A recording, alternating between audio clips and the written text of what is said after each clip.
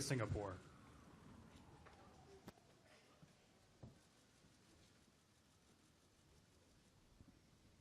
Thank you very much. Please sit. I'm honored to welcome Prime Minister Lee of Singapore to the White House today. Thank you, Mr. Prime Minister. Thank you, President.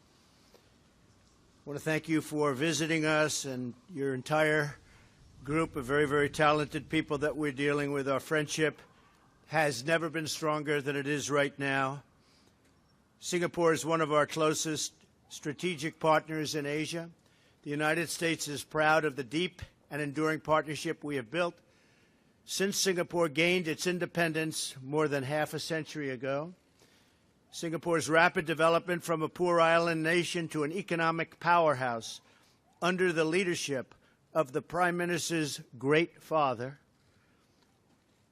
He was a great man. He really was a great man.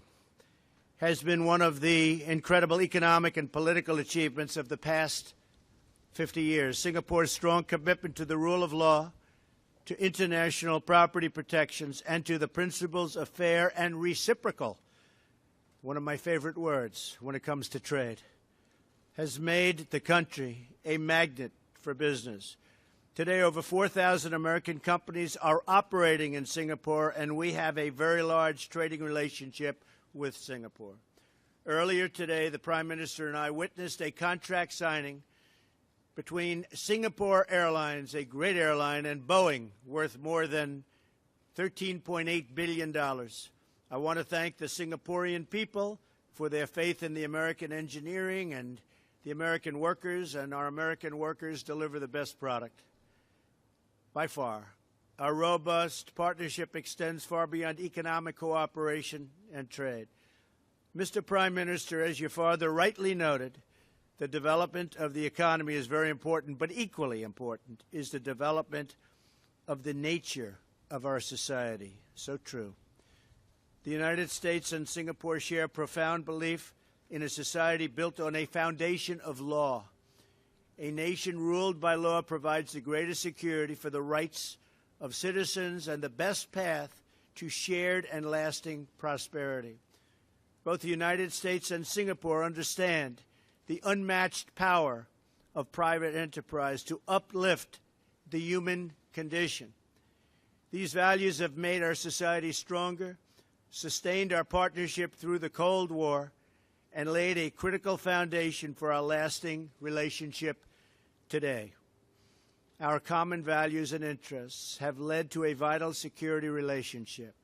Throughout Southeast Asia, the United States and Singapore are currently working to enhance the capacity of law enforcement, fight terrorism, and bolster cyber defenses. Our two nations also share an unwavering commitment to countering the North Korean threat and promoting freedom of navigation in the South China Sea. Singapore was the first Southeast Asian nation to join the coalition to defeat ISIS. That was very far thinking. You were there before most. More than 1,000 of its military personnel train here in the United States every single year. When Hurricane Harvey struck our Gulf Coast in late August, Singapore deployed its own helicopters to help transport personnel and critical resources to areas in need. And the Prime Minister told me that and called me and made that request himself. It was a great help, and we want to thank you very much, the use of your helicopters. When the American Navy destroyer, the USS John McCain, suffered a collision at the sea, Singapore came to our immediate assistance. On behalf of all Americans, I want to thank the Prime Minister and the people of Singapore for their support, which has been tremendous, and for their friendship. In a few weeks, I will attend the U.S.-ASEAN Summit in the Philippines, where we will celebrate the 40th anniversary of U.S.-ASEAN relations. I look forward to continuing our discussions at this year's summit and to seeing the great things Singapore will accomplish as ASEAN chair in 2018. In other words, this great gathering will take place in Singapore in 2018. Mr. Prime Minister, thank you for your continuing partnership and leadership the U.S.-Singapore relationship has made both of our people far more prosperous and secure, and our values have made us long-standing friends. We are fortunate to have such a wonderful and loyal partner. Thank you very much. Thank you, Mr. President.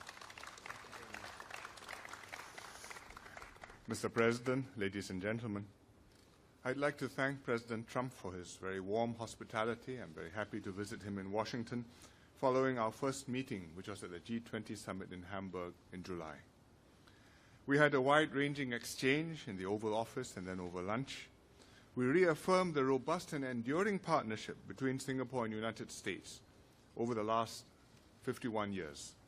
It's a deep and wide relationship with substantial cooperation in economic, defense, and security spheres. And we also discussed what more we could do to take it forward. On the economic front, the U.S. is an important partner for many countries in Asia, just as Asia is an important economic partner for the United States. Singapore is a small country. We're just 5.5 million, but we have sizable investments and trade with the U.S., and these continue to grow. For example, we are the second largest Asian investor in the U.S., with more than $70 billion in stock investments. And our total trade in goods and services amounted to more than $68 billion last year. The U.S. has consistently run a substantial trade surplus with Singapore. Last year, it stood at $18 billion. In other words, America exported $43 billion of goods and services to Singapore, and on a per capita basis, we must be one of the highest buying American customers in the world. $7,500 worth of American goods and services yearly. iPhones, pharmaceutical products, tires, golf clubs, financial and consultancy services. I mean the sticks, not the associations. And I discovered recently, looking at my sports shoes, that my New Balance shoes, which are very good, are made in the US, probably in New England. And of course, we buy Boeing jets. President Trump and I just witnessed a signing between Singapore Airlines and Boeing for SIA to purchase 39 Boeing aircraft worth $13.8 billion. It's a win-win for both sides. It will further modernize SIA's fleet and also support many American jobs. Our defense ties are very strong. Singapore supports a military presence in Asia. Since 1990, we have hosted USAF and Navy aircraft and ships on rotational deployments. We thank the U.S. for hosting more than 1,000 Singapore military personnel each year in training detachments in the United States.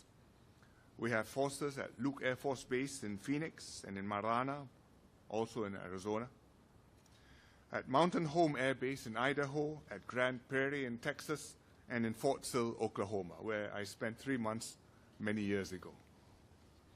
In fact, our Chinooks and military personnel in Grand Prairie were deployed to assist in the Hurricane Harvey disaster relief operations, and we are glad to have been of some help to our very gracious hosts. We have a close partnership, too, on security cooperation, including transnational security, terrorism, and cybersecurity. Singapore has lent early and consistent support to the Defeat ISIS coalition.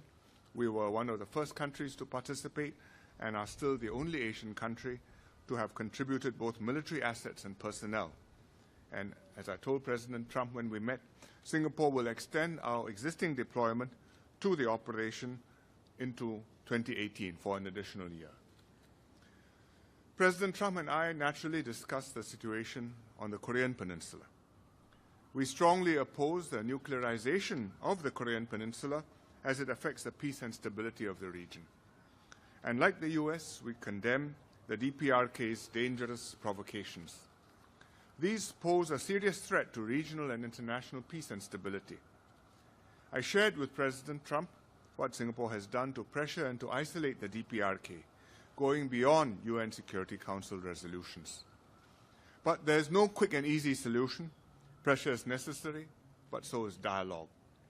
The U.S. will need to work with others, including China, South Korea, and Japan, and Russia, to resolve the issue.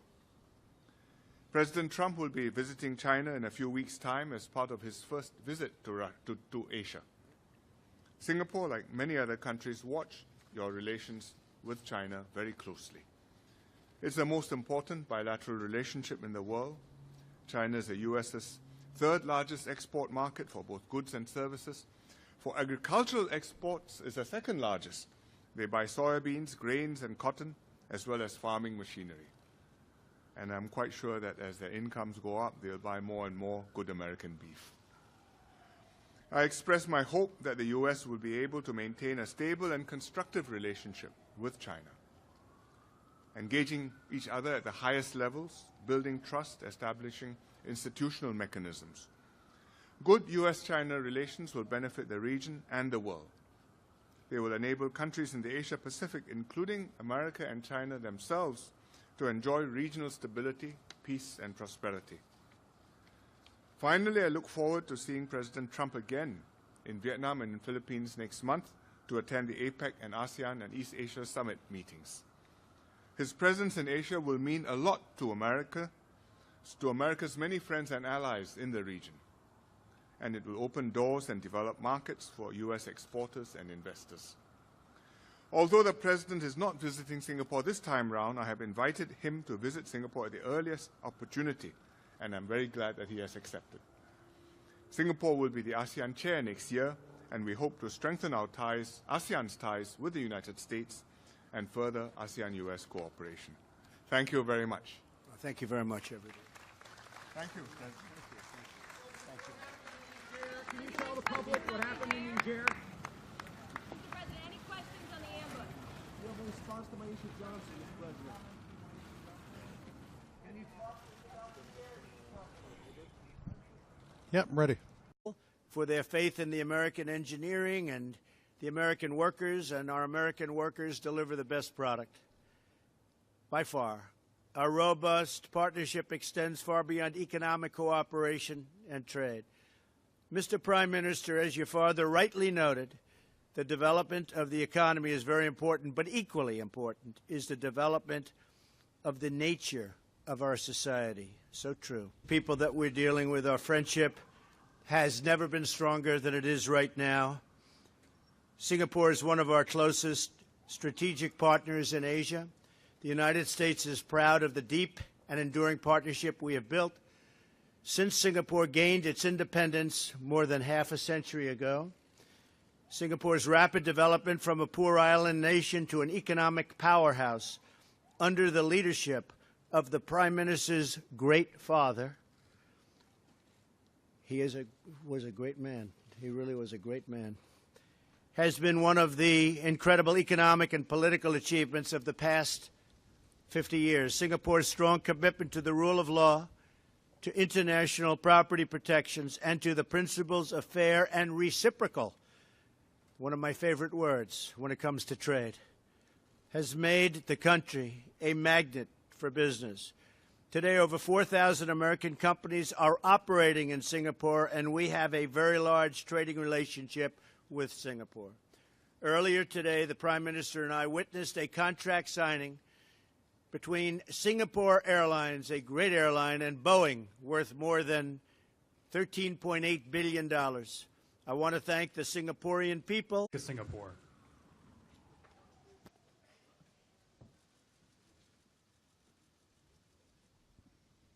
Thank you very much. Please sit. I'm honored to welcome Prime Minister Lee of Singapore to the White House today. Thank you, Mr. Prime Minister. Thank you, President. I want to thank you for visiting us and your entire group of very, very talented